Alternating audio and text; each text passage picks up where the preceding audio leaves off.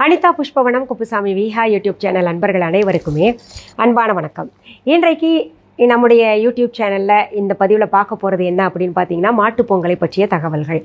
அதற்கு முன்பாக இன்றைக்கு பிறந்தநாள் மற்றும் திருமண நாள் காண இருக்கின்ற அனைவருக்குமே என்னுடைய வாழ்த்துகள். உங்களுடைய வாழ்க்கையில் நீங்கள் அனைத்து நலங்களும் வளங்களும் கிடைக்கப்பெற்று நீடூழி வாழணும்னு நான் இறைவன் கிட்ட பிரார்த்திக்கிறேன். இந்த காணொலியை காண்கின்ற அனைவருக்குமே இந்த நாள் இனிய நாளாக அமையட்டும்.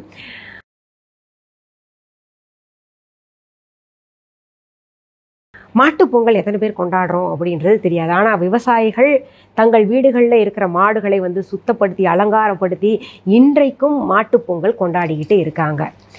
அதாவது பொங்கல் அப்படின்னாலே நன்றி கூறும் பண்டிகையாக இருக்கு இல்லையா? முதல் நாள் போகி பொங்கலாக, இரண்டாவது நாள் மக்கர சங்கராந்தி அதாவது சூரிய பொங்கல் முற்றத்து பொங்கலாக கொண்டாடுறோம், மூன்றாவது நாள் மாட்டு பொங்கலாக கொண்டாடுகிறோம். எதுக்கு இந்த மாட்டு பொங்கல் கொண்டாடணும், நன்றி சொல்லணும் அப்படின்னு கேட்டிங்கன்னா, விவசாயிகள் உழவுக்காக மாட்டை அந்த காலத்தில் பயன்படுத்தினாங்க. சரிங்க, அந்த காலத்தில் பயன்படுத்தினாங்க. இப்போ தான் டிராக்டரு அது இதுன்னு வந்துருச்சு, ஏறு கலப்பை எல்லாம் எங்கெங்கே இருக்குது அப்படின்னு கேட்டிங்கன்னா, இன்றைக்கும் குக்கிராமங்களில் சில இடங்களில் கிராமங்களில் கூட மாட்டை உழவுக்காக பயன்படுத்துகின்றார்கள். அப்படி மாட்டை பயன்படுத்தலைன்னா கூட அது வணங்க தகுந்த ஒரு ஜீவன். எப்படி அப்படின்னு கேட்டிங்கன்னா, வணக்கத்திற்கு உரியவர்கள் இரண்டு பேர். ஒன்று விவசாயி, இன்னொன்று பார்த்திங்கன்னா மாடு. ஏன்னா விவசாயிகள் தங்களுக்கும் உணவை உற்பத்தி செய்து கொண்டு நமக்கும் உணவை தருகின்றார்கள். அவங்க உற்பத்தி செய்யலேன்னு வைங்களேன், நம்ம போய் நம்ம இடம் வாங்கி நம்ம போட்டு விளை வச்சு எல்லாம் சாப்பிடுவோமா? நமக்கு எங்கேருந்து சாப்பாடு எங்கேருந்து வருதுன்னு என்னைக்காவது நம்ம யோசிச்சிருக்கோமா? அப்படி யோசிக்காத காரணத்தினால தான் இன்றைக்கு விவசாயிகள் வாழ்க்கை தொட்டுக்கோ தொடச்சிக்கோன்னு போய்கிட்டு இருக்கு. கொஞ்சம் யோசிக்கணும், சிந்திச்சு பார்க்கணும். நம்ம எல்லாம் இவ்வளவு சுவையாக சமைச்சு சாப்பிட்றோமே, இந்த காய்கறிகள் இதெல்லாம் விளைவிச்சு கொடுக்குறாங்களே விவசாயிகள், அவர்களுடைய வாழ்க்கை எப்படி இருக்கும்? அதாவது உழுதவன் கணக்கு பார்த்தால் உலக்கு கூட மிஞ்சாது அப்படின்ற ஒரு பழமொழி இருக்குது. அவங்க கணக்கு பார்த்தாங்கன்னா அவங்க விளைவிப்பாங்க, அவ்வளோதான்.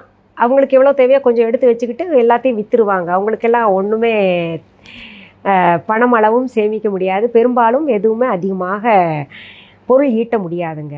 இதுதான் உண்மை. அதனால் எப்போவுமே விவசாயிகளை நம்ம வணங்கணும், மறக்கக்கூடாது. அடுத்தது மாட்டை வணங்கணும்.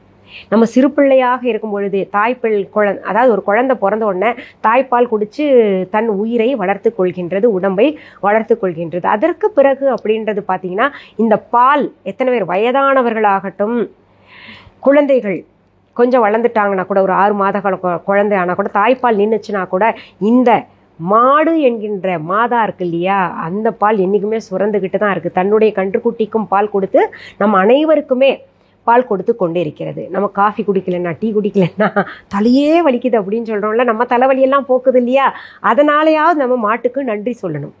இந்த மாட்டுக்கு நன்றி சொல்லுவது எப்படிங்க? கிராமத்துலனா பரவாயில்ல, அவங்க தொழுவத்தில் மாடு கட்டியிருப்பாங்க, அலங்காரம் பண்ணிட்டு மாட்டை அன்னைக்கு கொண்டாடுவாங்க. அதுக்கு பொங்கல் வச்சு அதுக்கு என்ன சாப்பிடுதோ, புண்ணாக்கு சாப்பிடுதா, என்னென்ன பிடிக்குமோ அதெல்லாம் வச்சு கொண்டாடுறாங்க. நாங்கள் என்னங்க பண்ணுறது அப்படின்னு கேட்டிங்கன்னா, மாட்டு சிலை வச்சுருந்தீங்கன்னா, மாடும் கன்றும் சேர்ந்த கோமாதா சிலை வச்சுருக்கிறவங்க என்ன பண்ணுங்க, சிலை இல்லாதவர்கள் படம் வாங்கி வச்சுக்கோங்க, இல்லை கூகுள்லேருந்து டவுன்லோடு பண்ணிக்கோங்க. அந்த மாட்டுக்குள்ளே தான் சகல தேவர்களும் சகல தெய்வங்களும் அடக்கம் இல்லையா? குறிப்பாக மகாலட்சுமி மாட்டுக்கு பின்பகுதியில் தான் உட்காந்துருக்காங்க, வால் பகுதியில் உட்காந்துருக்காங்க. அதனால தான் முதல்ல மாட்டை பார்த்தோன்னே விஷயம் தெரிஞ்சவங்க மாட்டுக்கு பின்புறத்தை தான் கொண்டாடுவாங்க, இப்படி தொட்டு கும்பிடுவாங்க. அதாவது சகல விதமான தேவர்களும் எங்கே போய் தங்கலாம் அப்படின்றத, அந்த ராட்சதர்களுக்கு பயந்து எங்கே போய் தங்கலாம், குடியேறலாம் அப்படின்னு பார்த்தபோது மாட்டில் போய் இருக்கலாம் அப்படின்னு முடிவெடுத்து மாட்டுக்குள்ளே எனக்கு உனக்குன்னு இடத்த பிடிச்சிக்கிட்டாங்க. மகாலட்சுமிக்கு கொஞ்சம் தாமதமாக இடம் கிடச்சிது. இடமே கிடைக்கலையே அப்படின்னு போயிட்டு பார்த்தா பின்பகுதி மாட்டு வால் பகுதியில் தான் கிடச்சிது இடம். அங்கே போய் இருந்துக்கிட்டாங்க. மகாலட்சுமி கும்பிட்டா தான் நமக்கெல்லாம் பணம் வரும், அதனால் எல்லாருமே மாட்டின் பின்பகுதியை முதல்ல வணங்குவாங்க. ஆனால் சிலர் தெரியாமல் மாட்டை அதாவது கொடுமைப்படுத்துகிறவர்களும் இருக்கிறாங்க, அதை வதை பண்ணுறதும் இருக்கிறாங்க. அதை பற்றி நம்ம பார்க்க வேண்டாம், அது மனசு கஷ்டமாக இருக்கும். அதனால் நம்ம மாட்டை மாட்டுப்பொங்கல் அன்னைக்கு கஷ்டப்படுத்தாமல் அதை அன்னைக்கு கும்பிடணும் அது வீட்டில் பார்த்தீங்கன்னா மாட்டு சிலை வச்சுருந்தீங்கன்னா என்ன பண்ணணும்னா கோமாதா பூஜை செய்யணும். கோமாதா பூஜை நான் ஏற்கனவே நம்முடைய யூடியூப் சேனலில் செய்து காமிச்சிருக்கேன். அந்த லிங்க் வந்து இந்த டிஸ்கிரிப்ஷன் பாக்ஸில் உங்களுக்கு லிங்காக தர்றேன். அது போய் பார்த்து நீங்கள் அந்த வழிபாட்டை செய்யுங்க. ரொம்ப சுலபமான வழிபாடு தான். ஆனால் அந்த வழிபாட்டின் மூலமாக கிடைக்கக்கூடிய பலன்கள் ஏராளம். அதனால் இந்த வழிபாட்டை செஞ்சுக்கோங்க. அன்றைக்கும் வீட்டை சுத்தமாக வச்சு முற்றத்தில் கோலம் போட்டு, அதாவது வாசலில் கோலம் போட்டு நம்ம வீட்டில் பூஜை எல்லாம் சுத்தம் பண்ணி அன்னைக்கு வழிபாடு செய்யணும். நம்ம இந்த கோமாதா வழிபாட்டின் மூலம் நன்றியை செலுத்த வேண்டும். இப்போ இந்த கோமாதா வழிபாடுன்றது ரொம்ப சிறப்பான வழிபாடு. அதனால் பார்த்திங்கன்னா நம்ம வீட்டில் இருக்கக்கூடிய பாவங்கள் தொலையும், நல்ல வேலை வாய்ப்பு கிடைக்கும், திருமணம் வயதில் இருக்கக்கூடியவர்கள் நல்ல திருமணம் குறித்த நேரத்தில் நடக்கும், நல்ல துணை கிடைப்பார்கள். இன்னொன்று பார்த்திங்கன்னா செல்வ செழிப்புடன் வாழ்வார்கள். இதற்கான தகவல்கள் எல்லாம் கோமாதா பூஜை நான் செய்திருக்கேன் இல்லையா, செய்து காமிச்சிருக்கேன் இல்லையா, சிலை வச்சே எப்படி செய்யணுன்றது நம்ம பூஜையில் உட்காந்து செஞ்சு காமிச்சிருக்கேன். அந்த தகவல்கள் எல்லாம் நீங்கள் வந்து பார்த்து தெரிஞ்சுக்கோங்க. இன்னொரு விஷயம் இருக்குங்க, உங்களுக்கு மாடு எவ்வளவு சிறப்பானதுன்னு சொல்கிறேன். மாடு நடந்து போகிற அந்த அதோட கால் தடம் பதித்த மண்ணை எடுத்து கூட வணங்குவாங்க. நிறைய பேர் அந்த மண்ணை சேகரித்து கூட வச்சுக்கிட்டு வணங்குவாங்க. அவ்வளவு சிறப்பு வாய்ந்தது. 2025ஆம் ஆண்டு மாட்டுப் பொங்கல் கொண்டாட வேண்டிய நாள் அப்படின்னு பார்த்தோம்னா 15/1/2025. இதில் எந்த நேரத்தில் நம்ம பூஜை செய்யலாம், மாட்டுக்கு நன்றி செலுத்தி பூஜை செய்யலாம் அப்படின்னு கேட்டிங்கன்னா காலை அல்லது மாலை நேரத்தை தேர்ந்தெடுத்துக்கோங்க. அந்த மாட்டு குழம்பு சத்தம் கேட்கக்கூடிய நேரம் அப்படின்னு இருக்கு. அதாவது மாடு மேய்ச்சலுக்காக கொண்டு போவாங்க இல்லையா, அந்த குழம்பு சத்தம் அப்படின்றது பார்த்திங்கன்னா காலையிலேயே சீக்கிரத்தில் சாப்பிடும். அது ஒரு 5:30 மணி 6 மணிக்குள்ளரெல்லாம் ஓட்டிகிட்டு போவாங்க. அந்த நேரத்தில் பூஜை செய்யலாம். அப்படி அந்த நேரத்தில் முடியாதவங்க காலையில் 11:30 மணிக்குள்ளர செஞ்சுருங்க. மாலை நேரத்தில் 5:45 மணிக்கு அந்த குழம்பு சத்தம் கேட்கும். அதாவது நடந்து வர்ற சத்தம் கேட்கும். விளைச்சல் அதாவது மேய்ச்சல் எல்லாம் முடிஞ்ச பின்னாடி திரும்பி வீட்டுக்கு கூட்டு வருவாங்க. அந்த நேரத்திலையும் செய்து கொள்ளலாம். இல்லை அதுக்கு பிறகு செய்ய முடியும் அப்படின்னு நினைக்கிறவங்க செய்துக்கோங்க, தவறு கிடையாது. சரி, இந்த பதிவு கட்டாயம் உங்களுக்கு பயனுள்ள பதிவாக இருக்கும். இதை உங்களுடைய உற்றார் உறவினர்களுக்கு கட்டாயம் பகிரணும் அப்படின்றது என்னுடைய தாழ்மையான வேண்டுகோள். இதுவரைக்கும் என்னுடைய யூடியூப் சேனலை சப்ஸ்கிரைப் பண்ணாதவங்க சப்ஸ்கிரைப் பண்ணிக்கோங்க. பக்கத்தில் பெல் ஐக்கான் பட்டன் அழுத்திக்கோங்க. ஆல் என்கின்ற ஆப்ஷனையும் அழுத்திக்கோங்க. அப்போ தான் பார்த்தீங்கன்னா அடுத்தடுத்த பொங்கல் தகவல்கள் எல்லாம் உங்களுடைய கவனத்திற்கு வந்து சேரும். அது மட்டும் எல்லா பதிவுகளுமே உங்களுடைய கவனத்திற்கு வந்து சேரும். அடுத்தது நம்முடைய விஹா ஆன்லைன் பற்றி சொல்கிறேன். விஹா ஆன்லைன் என்பது எங்களுடைய ஆன்லைன் ஷாப். இதுவரைக்கும் யாராவது எங்களுடைய Viha online shopping app download பண்ணலைன்னா உடனே பிளே ஸ்டோர் ஆப் ஸ்டோருக்கு போயிட்டு தம்ப்நெயிலில் கொடுக்கப்பட்டிருக்கின்ற விஹா ஆன்லைன் ஸ்பெல்லிங் பார்த்துட்டு டெக்ஸ்ட் பண்ணுங்க, டவுன்லோட் பண்ணிக்கோங்க. டவுன்லோட் செய்த பின்னாடி நீங்க பார்க்க வேண்டியது ஒன்னே ஒன்று தான். மிஸ்ஸஸ் அனிதா குப்புசாமிஸ் விஹா ஆன்லைன் பச்சை எழுத்துல இருக்கா அப்படின்னு பார்த்துக்கோங்க. எங்களுக்குன்னு தனியாக ஒரு லோகோ இருக்கு. அதையும் கன்ஃபார்ம் பண்ண பின்னாடி உங்களுக்கு வேணுங்கிற பொருளை நீங்கள் போய் பார்த்து நிதானமாக ஆர்டர் பிளேஸ் பண்ணலாம். இதை தவிர்த்து www.viha.online என்கின்ற இ-காமர்ஸ் வெப்சைட்டும் நாங்கள் நடத்திக்கிட்டு வரோம். எங்களுடைய பொருள்களை நீங்கள் viha.online இ-காமர்ஸ் வெப்சைட்லேயும் வாங்கிக்கலாம். ஆர்டர் பிளேஸ் பண்ணிங்கன்னா உலக நாடுகளில் எந்த இடத்துல நீங்கள் இருந்தால் கூட உங்கள் வீடு தேடி எங்களுடைய பொருள்கள் வந்து சேரும். ஷிப்பிங் சார்ஜ் கட்டாயம் கொடுத்துருங்க.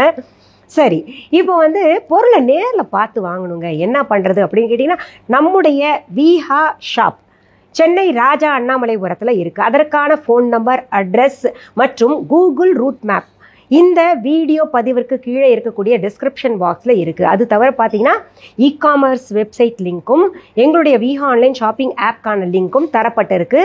அது எல்லாத்தையும் நீங்கள் பார்த்து தெரிஞ்சுக்கோங்க. புதிதாக நிறைய பொருள்கள் நாங்கள் கொடுத்துக்கிட்டு இருக்கிறோம். இப்போ பார்த்தீங்கன்னா என்கிட்டயே கேட்பாங்க, ஒரு பர்சனல் நம்பர் நான் கொடுத்துருப்பேன். அதில் நிறைய பேர் வந்துட்டு ஒரு குரூப்பாக க்ரியேட் பண்ணிவிட்டு பதிவுகள் எல்லாம் கொடுங்க அப்படின்னு கேட்டுக்கிட்டு இருக்காங்க.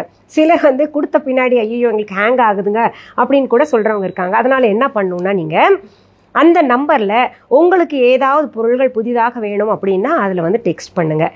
இப்போ சமீபத்தில் பார்த்தீங்கன்னா 9 வகையான குங்குமம் எங்களுக்கு வேணும் அப்படின்னு ஒரு அம்மா கேட்டிருந்தாங்க. 9 வகையான குங்குமம் 9 நிறத்தில் நான் தயாரிச்சிருக்கேன். அது வந்து பார்த்திங்கன்னா அதில் பியூரிட்டி, குங்குமத்தினுடைய பியூரிட்டி இருக்குது.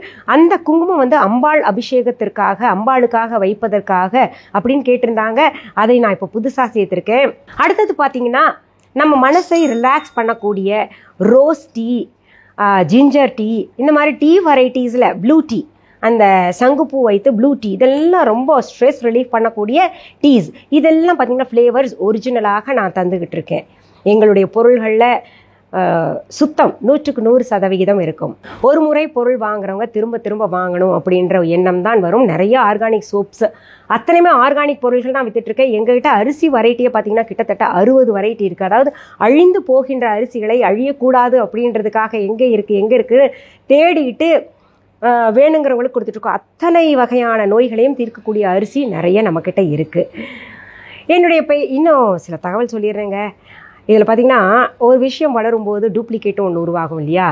நிறைய பேர் ஒரு சிலர் நமக்கு தெரியாதுன்னு நினச்சிட்டு என்னுடைய பெயர், புகைப்படம், வீடியோ, ஆடியோவை பயன்படுத்திட்டு அனிதா குப்புசாமியோட பொருள் தாங்க எங்கள் கடையில் விற்றுட்ருக்கோம், இல்லை எங்கள் இ-காமர்ஸ் வெப்சைட்டில் விற்றுட்ருக்கோம், பாருங்கள் லோகோ அப்படின்னு பொய்யான தகவல்களை, அதாவது பொய்யான பொருள்களை விற்றுட்ருக்காங்க.